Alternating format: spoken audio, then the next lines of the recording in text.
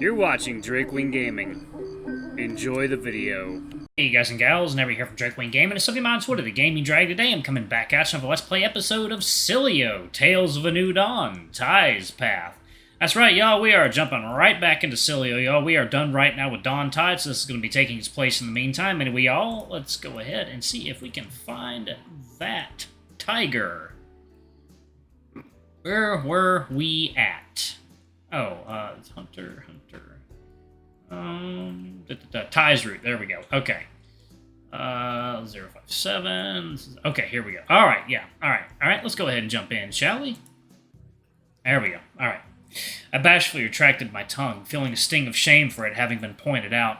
It was all I could do to try and cool myself down. Suffice it to say, they didn't call it firewater without good reason. Ha! You and Ty, a taste for fine booze is something you both have in common.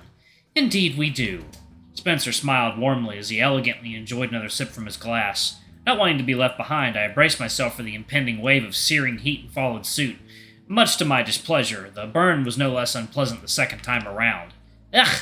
Huskies! We're just not designed for this. Spencer smiled, a clear lack of offense toward my distinct absence of finer taste. At long last, I plucked up the courage to ask him a question of my own. One that I had been wondering since he'd first extended his request. Hey, Spencer? Thanks for the drink. It was very kind of you, but I hope I don't seem unappreciative or rude in wondering why you did so in the first place. Oh? Spencer swirled the contents of his glass absent-mindedly as he considered his answer, concluding this with another sip followed by a satisfied grin, our eyes connected as he delivered his response. Turn that one. There we go. Okay. Well, I have known Ty for some time now, and I suppose it would not be inaccurate to say that his well-being is of great importance to me. He has spoken about you at length, and said many wonderful things. I suppose you may think of me as something of a supportive spectator. I wish nothing but the best for you both. Normally, I would not have been involved in another person's affairs like this, but well, you know what they say about extreme situations requiring similarly extreme measures. You could say I have a vested interest in how things may proceed. Spencer's own response was no less cryptic than the ones Ty had been feeding me this entire time. I couldn't help but feel sorely disappointed. I was no closer to understanding what was going on, and sure, perhaps you could argue that Spencer was at least proving that he was not a threat. But how was I supposed to know that doing so wasn't exactly what he had planned? How do I know he wasn't lulling me into some kind of false sense of security?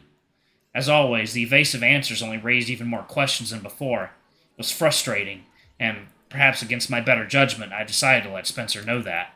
You know, Ty keeps a lot of secrets from me. There's like this whole big piece of his life that he makes sure I remain ignorant about.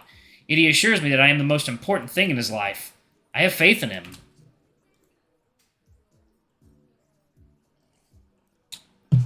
So you can help me.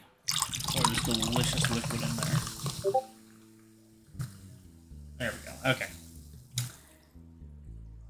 But I guess I'm still a little scared of it all, of the things I don't know. Each and every time that I ask him about it, he gives me these vague and nondescript answers. He tries to quell my fears with smoke and mirrors, and I just wind up more confused with more questions than before. I guess the reason I'm telling you this is because your answer to my question just now, it sounded just like something he'd have said. Spencer's manners for the duration of our conversation had been mostly impeccable, his intense eye contact rarely being broken except when necessary. Yet here, he suddenly appeared to be somewhat conflicted as his line of sight fell tableward. Spencer staring at the knots in the varnished wood as he considered just how to respond. I understand that such secrecy tends to arouse suspicion. That is only a natural response in your circumstances. I'm tired of being told I have nothing to worry about, because I only wind up worrying about it even more. I'm exhausted by the constant doubt and insecurity that comes with all this. I'm just so frustrated about being kept in the dark. I do not begrudge you those emotions. I can offer you my assurance that Ty's intentions are good, but I understand that the road to hell is paved with similar such intentions. I hope you will not hold any of this against him. He does only what he must. It's clear to me that you know, but I guess you won't tell me the answers either, huh? I apologize. Spencer's unusual appearance certainly provoked alarm in those who witnessed him, his shroud of secrecy only causing that alarm to fester into fear, doubt, and distrust. There was also the consideration that even now, somewhere deep within my mind, my instincts were telling me to drop everything and run, that the man sitting before me was somehow not what he seemed to be.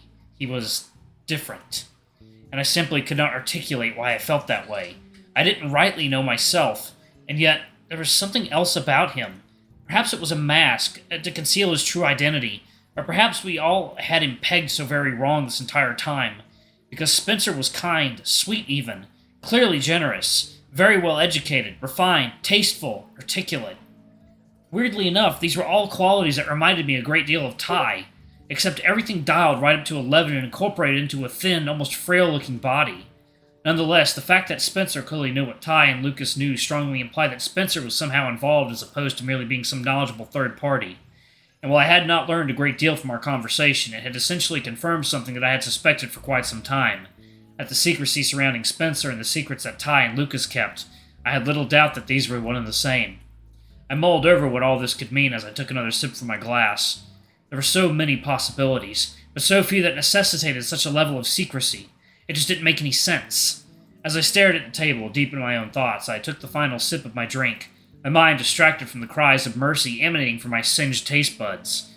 I hope that, despite your disappointment, you have enjoyed our time together this afternoon, and I do so dearly hope that my choice in beverage did not cause you discomfort. Something of an acquired taste, I think.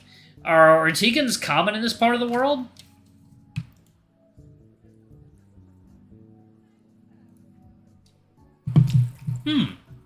What a strange question. How do you mean? Oh, please, do not mind me. The answer is no. In fact, they are no longer common anywhere in the world. Not even in their beautiful homeland. Not unlike every other species, their population has been in steady decline for quite some time now. But you see, their circumstances are somewhat different, resulting in them being something of an evolutionary canary, if you will. What? An evolutionary canary? What does that mean exactly? Pay me no mind.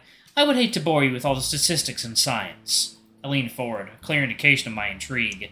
I had heard the odd thing here and there about the Ortigan people, but I had never taken the time to learn their full story. While enjoyed was perhaps too strong of a sentiment, I had experienced an authentic beverage from their homeland, something that struck up something out of a curiosity within me. If Spencer had proven anything thus far, he was a veritable mountain of knowledge. It seemed like a good opportunity to learn something new, all the while appealing to my hidden agenda through extending our encounter and giving myself more time to make some kind of assessment. You say that as though I wouldn't be interested. I can handle statistics and science, and I'd be really interested to hear what you have to say. God, who the fuck is messaging me? 1 second, y'all. Sorry about that, y'all. We are back. I appreciate your candor, but I am afraid that it is quite a lengthy tale.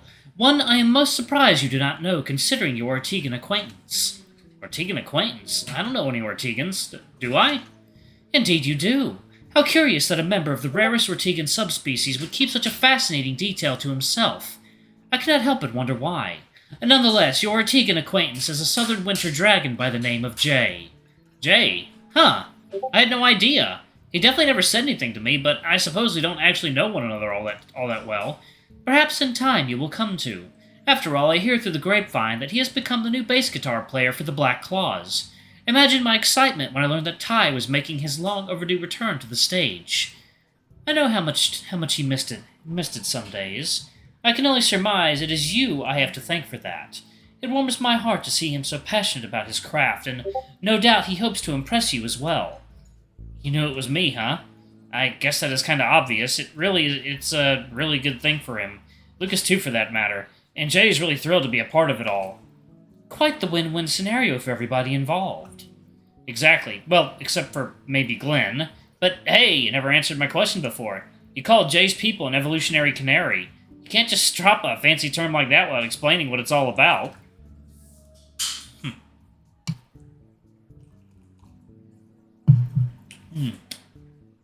Fancy glass. Very well, but forgive me for keeping this brief. It is a complex situation that would take a great deal of time to explain in full, and, after all, you are still on the clock. Tell me, have you heard of DCD before? It stands for Doomsday Clock Disorder. I had. It was a topic that periodically made the news, and it was a big deal for those studying genetics at university. I didn't know exactly what it was, but I knew it was something that our collective society was concerned about. DCD, in simple terms, is a genetic flaw shared among each and every single civilized species living on this planet. It is something that has been dormant in our genetic code since the beginnings of our various species. But for reasons as yet unresolved by science, this genetic sequence seemed to suddenly shed that dormancy without rhyme or reason. Within 50 years, no single species remained unaffected, but the Ortigan people were an extreme outlier in this regard. While the vast majority of species have spent the past 100 years or so exhibiting the gradually developing symptoms of this bizarre disorder, the Ortigans have been doing so for much, much longer, exhibiting an array of more advanced symptoms that threaten the very existence of their species. And of course, each and every one of us shares the same boat, as it were. It is only a matter of time before these same symptoms arise among other species as well. Hence, an evolutionary canary.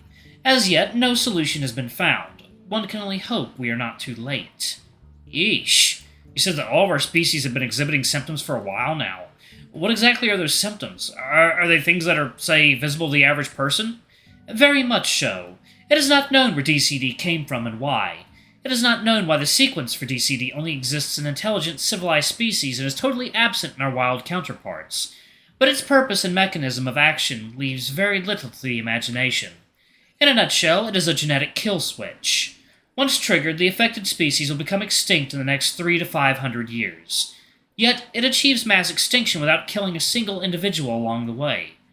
What constitutes success in a species can vary greatly, yet the single most important precursor to evolutionary success is the species' ability to replicate itself, to multiply and reproduce, the very same attribute which Doomsday clock disorder works to dismantle. Which brings me back to your question. There are a variety of symptoms that manifest throughout the process. However, with the exception of the Ortigans, right now there are only two. And yes, not only are these symptoms visible, but in fact they should be obvious. Right, so it sets about stopping the species from reproducing. You know, I have a vague feeling I knew where this was going. I knew this would start making sense. DCD was not something discovered by scientists, doctors, or even geneticists. It was, in fact, first theorized by a demographist, a person who studies growth and trends among the population. Alright, y'all, I'm going to go ahead and pause it right there. Thank y'all so much for watching. Don't forget to like, comment, subscribe, ring that notification bell, and check out our Patreon or YouTube memberships if you can. It always helps. Anyway, I love you all, and I'll see y'all in the next video. Bye-bye!